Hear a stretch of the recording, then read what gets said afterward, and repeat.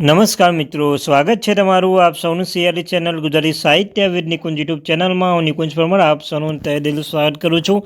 તો મિત્રો, આજના વિડીયોમાં આપણે ચર્ચા કરવાના છીએ વિદ્યા સહાયક ભરતી. અનુમાન મિત્રો, ટેટ 1નું મેરિટ લિસ્ટમાં નામ આવશે કે અનુમાન 2024 ટેટ 1 ધોરણ 1 થી 5 ભરતીના મેરિટનો સચોટ અને સટીક અંદાજ મિત્રો જોવાના છે. મેરિટ લિસ્ટ કેટલું રહી શકે છે તો તેના વિશે આપણે આપણે ચર્ચા કરવાના છીએ. તે પહેલાં મિત્રો, જે વોટ્સઅપ ગ્રુપ ટેલિગ્રુપ બંને બનાવે છે, લિંક ડિસ્ક્રિપ્શનમાં મૂકું છું મિત્રો, અવશ્ય જોઈન થઈ જજો.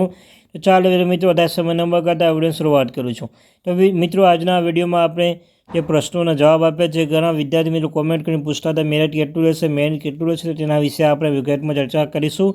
તો વિડીયો એન્ડ સુધી બનાવી લેજો. તો સૌપ્રથમ મિત્રો, છેલ્લા કેટલા દિવસ કેટલા અંગત મિત્રો છે મિત્રો, તે કોલ કરીને પૂછતા હતા કે મેસેજ કરીને ટેટ 1 પાસ કરેલ ધોરણ 1 થી 5 માટે ભરતી બાબત ઘણા સવાલો કરેલા. મેં શક્ય તેટલા વ્યક્તિગત જવાબ તેમને આપેલા જ છે મિત્રો.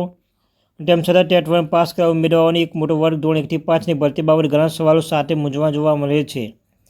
તો મિત્રો, 1 ડિસેમ્બર 2024ના રોજ રાજ્ય સરકારે કરેલી જાહેરાત મુજબ ધોરણ 1 થી 5માં 5000 જેટલી જગ્યાઓ ભરતી પ્રક્રિયા શરૂ થશે.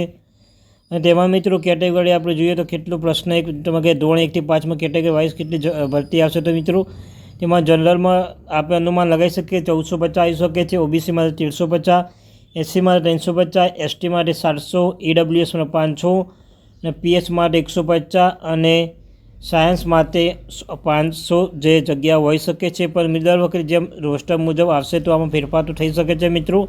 આ અનુમાન આપી લગાવી શકે છે મિત્રો. એમ ના કે 100% આવું જ આવશે, પરંતુ અનુમાન લગાવી શકીએ છીએ કે ધોરણ 1 થી 5માં કેટેગરી વાઇઝ આવી જગ્યાઓ જાહેર થઈ શકે છે. સાથે પ્રશ્ન 2 હતો મિત્રો, મેરિટ નવી પદ્ધતિ પ્રમાણે ગણાશે કે જૂની પદ્ધતિ મુજબ. તો મિત્રો, તે જૂની પદ્ધતિ મુજબ જ ગણાશે, કારણ કે તેમાં તમને ખ્યાલ છે 50% ટેટના, 25% ડિગ્રીના, 20 HSCના અને 5% ગ્રેજ્યુએશન, આમ ટોટલ 100 માર્ક્સ જૂની પદ્ધતિ ગણાશે. સાથે મિત્રો પ્રશ્ન થયો હતો કે ભરતી ટેટ 1માં કયા વર્ષની માર્કશીટ ગણાશે. જો તો મિત્રો 2012 થી 2023 સુધી લેવાયેલા પરીક્ષામાંથી તે રજૂ કરો તે વર્ષની ગણાશે. તો મિત્રો શું, 2012 થી 2023 સુધી લેવાયેલ પરીક્ષામાંથી તમે જે રજૂ કરો તે વર્ષની ગણાશે. તો મિત્રો 2012માં જે તમે 23માં જે રજૂ કરશો તે જ વર્ષની માર્કશીટ તે ગણાશે. સાથે મિત્રો, વય મર્યાદામાં સુરક્ષા મળશે કે કેમ. તો મિત્રો, ઓફિશિયલ જાહેરાત આવ્યા બાદ ખબર પડે કે હાલ મુજબ 33 વર્ષ સુધી તમામ ઈડબ્લ્યુએસ, ઓબીસી, એસટી, એસસીને વધુ 5 વર્ષની છૂટછાટ મળે છે. જો નોટિફિકેશન આવે, જાહેરાત આવે તો મિત્રો નવી વિગત નવી માહિતી ખ્યાલ આવે, પરંતુ હાલમાં તો 33 વર્ષ સુધીમાં જ ઈડબ્લ્યુએસ, ઓબીસી, એસટી, એસસીની 5 વર્ષ છૂટછાટ મળે છે. તો મિત્રો, બીજો પ્રશ્ન એ હતો કે મેરિટ ઊંચું રહેશે કે નીચું. તો મિત્રો, ભરતી મેરિટ નીચું રહેશે. મેરિટ નીચું રહેવાના કારણો તે મુજબ છે કે વર્ષ 2022માં થયેલા સામાન્ય ભરતી કરતાં મેરિટ નીચું હશે, કારણ કે 2023માં લેવાયેલ પરીક્ષા માત્ર છેલ્લા મિત્રો જોઈ શકો 2700 માત્ર જે કેટલા ઉમેદવારો છે 2700 ઉમેદવાર પાસ થયેલા છે. તેમાં અગાઉ પણ મિત્રો 2022 સરકારે પાડેલી યાદીમાં 6648 ઉમેદવારો સમાવેશ કરેલા. તેમાંથી 1000 જેટલી જગ્યા ઉપર ભરતી થતાં માત્ર યાદીમાં 5500 ઉમેદવાર જ બાકી રહે છે. એના પછી 2023માં લેવાયેલા પરીક્ષા માત્ર 2700 ઉમેદવાર પાસ રહેલા, જેમાંથી 2000 જેટલા ઉમેદવાર રિપીટ થયેલા છે. ને એટલે ગયા વર્ષ બહાર પાડેલી મેરિટમાંથી મુજબ મેરિટ રહેવાની શક્યતાઓ છે. તેમાંથી મોટાભાગના લોકો સારી સરકારી જગ્યા અને નોકરી કરતા હોવાથી આ નોકરી સ્વીકાર તેવી શક્યતા બહુ જ ઓછી છે.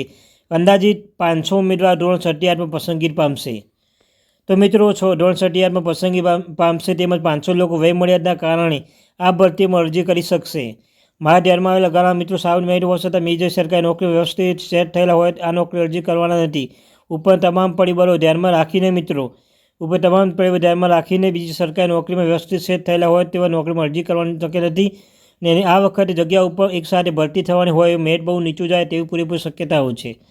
મિત્રો, અંદાજિત કેટેગરી વાઇઝ કેટલું મેરિટ રહેશે. તો જવાબ આપણે જે અનુમાન લગાવી અંદાજિત જનરલ માટે મિત્રો 67.67 થી 5% આસપાસ રહી શકે, ઓબીસી માટે 65.9, એસટી માટે 50-51, ડીડબ્લ્યુએસ 63.64, એસસી માટે 64.9, સાયન્સ માટે 54.55, પીએચ માટે 56.58 રહી શકે છે. તો મિત્રો, આ હતી અપડેટ. આવીને અપડેટ મેળવવા માટે આપણી આ ચેનલ ગુજરાતી સાહિત્ય વિદ નિકુંજ યુટ્યુબ ચેનલને સબસ્ક્રાઈબ કરવાનું ભૂલશો નહીં. મળીશું નવા એક વિડીયો સાથે. ત્યાં સુધી thank you very much watching my video. મિત્રો, તમને કહ્યું હતું ચેનલ પર શિક્ષણ જગતની હરેક માહિતી પ્રોવાઈડ કરવામાં આવશે. ન્યાય સહાયક, વિદ્યા સહાયક, કામી ભરતી, અન્યથા કોઈ પણ સ્કૂલમાં ભરતી આવે તો જાણ કરવામાં આવશે. ચેનલ સબસ્ક્રાઈબ કરી બેલ આઇકન બટન દબાવવાનું ભૂલશો નહીં.